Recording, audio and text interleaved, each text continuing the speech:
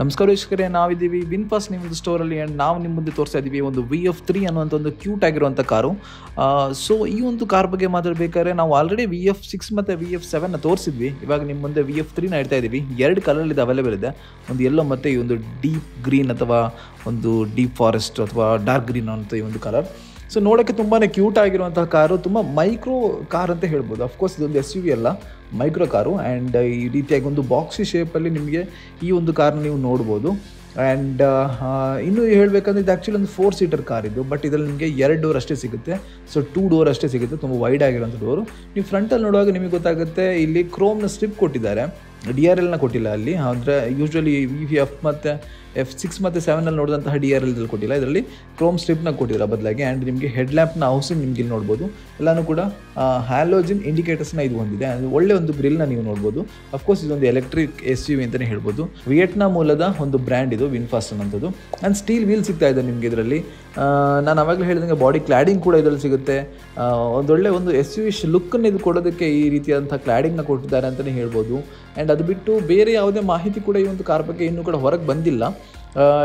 Example ನಿಮಗೆ ಇದರ battery ಆಗಿರ್ಬೋದು, ಪವರ್ ಆಗಿರ್ಬೋದು, ಇದೆಲ್ಲ ಇನ್ನೂ ಕೂಡ ಬಂದಿಲ್ಲ. ಇದು ಇನ್ನು ಇಂಡಿಯಾದಲ್ಲಿ ಲಾಂಚ್ ಆಗುತ್ತೋ ಇಲ್ಲೋ ಅಂತಲೂ ಕೂಡ ಅವರು ಏನು ಯಾವುದೇ ಮಾಹಿತಿ ಕೊಟ್ಟಿಲ್ಲ. ಬಟ್ ಜಸ್ಟ್ ಶೋಕೇಸ್ ಮಾಡಿದ್ದಾರೆ, ಇದನ್ನು ಜಸ್ಟ್ ಅಲ್ಲಿ ಇಟ್ಟಿದ್ದಾರೆ, ಜನ ಬಂದು ನೋಡ್ಕೊಂಡು ಹೋಗ್ತಾ ಇದ್ದಾರೆ. ಇಲ್ಲೂ ಕೂಡ ಇದ್ದರೆ ಚೆನ್ನಾಗಿರುತ್ತೆ ಅನ್ನೋ ಒಂದು ಮಾತುಗಳು ಕೇಳಿ ಬರ್ತಾ ಇದೆ ಅವಾಗ. ಸೊ 2 ಡೋರ್ ಸಿಗುತ್ತೆ ಇದರಲ್ಲಿ. ಹಿಂದ್ಗಡೆ ಕೂರೋರಿಗೆ ಆ ಒಂದು ಮುಂದ್ಗಡೆ ಇರೋಂಥ ಡೋರ್ ಮೂಲಕನೇ ಬರಬೇಕಾಗುತ್ತೆ. ಬಟ್ ಡೋರ್ ವೈಡ್ ಆಗಿರೋದ್ರಿಂದ ಯಾವುದೇ ಪ್ರಾಬ್ಲಮ್ ಇಲ್ಲ ಅನಿಸುತ್ತೆ. ಬ್ಲ್ಯಾಕ್ ನಿಮಗೆ ಹ್ಯಾಂಡಲ್ ಬಾರ್ ಕೂಡ ಸಿಗುತ್ತೆ ನಿಮಗೆ ಅದರಲ್ಲಿ.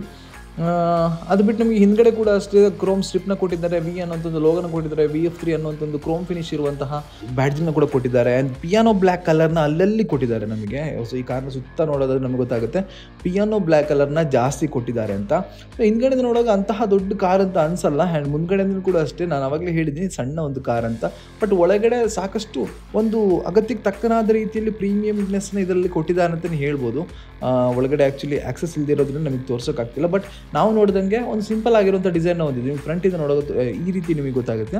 ಸೊ 2 ಸೀಟ್ ಮುಂದೆ ಆ್ಯಂಡ್ 2 ಸೀಟ್ ಹಿಂದೆ ಇದೆ. ನಾನು ಆವಾಗಲೇ ಹೇಳಿದಂಗೆ ಹಿಂದ್ಗಡೆ ಇರೋರು ಇಳಿಯೋದಕ್ಕೆ ಮತ್ತು ಹತ್ತಕ್ಕೆ ಸ್ಲೈಡ್ ಮಾಡಿ ಮಡಿಸ್ಬೇಕಾಗುತ್ತೆ. ಅಲ್ಲಿಂದ ಅವರು ಇಂಗ್ರೆಸ್ ಆ್ಯಂಡ್ ಎಗ್ರೆಸ್ ಮಾಡ್ಬೋದು.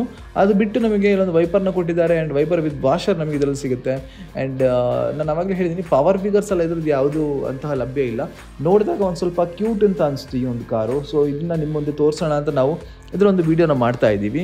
ಆ್ಯಂಡ್ ಬೇರೆ ಏನೂ ಮಾಹಿತಿ ಇಲ್ಲ. ಬ್ಯಾಟ್ರಿ ಕೆಪಾಸಿಟಿ ಇದ್ರಲ್ಲಿ ಕೊಟ್ಟಿದ್ದಾರೆ, 18 kW ಒಂದು ಬ್ಯಾಟ್ರಿನ ಕೊಟ್ಟಿದ್ದಾರೆ. ಆ್ಯಂಡ್ ವೀಲ್ ಬೇಸ್ ನಮಗೆ 2075 ಸಿಗುತ್ತೆ. ಓಕೆ, 18 kW ಬ್ಯಾಟ್ರಿಯಿಂದ ನಮಗೊಂದು 150 ರೇಂಜೆಲ್ಲ ಎಕ್ಸ್ಪೆಕ್ಟ್ ಮಾಡ್ಬೋದು. ಸೊ ಇದು ಆ್ಯಕ್ಚುಲಿ ಇಂಡಿಯಾಗೆ ಬಂದರೆ ಮೇ ಬಿ MGಯ ಕಾಮೆಟ್ ಎಲ್ಲ ಏನಿದೆ ಅದಕ್ಕೆ ಇದೊಂದು ಒಳ್ಳೆ ಪೈಪೋಟಿ ಆಗುತ್ತೆ ಅಂತ ನಮ್ಮ ಒಂದು ಅಭಿಪ್ರಾಯ. ಇದ್ರ ಬಗ್ಗೆ ನಿಮಗೇನು ಅನಿಸುತ್ತೆ ಅಂತ ಕಮೆಂಟ್ ಮಾಡಿ.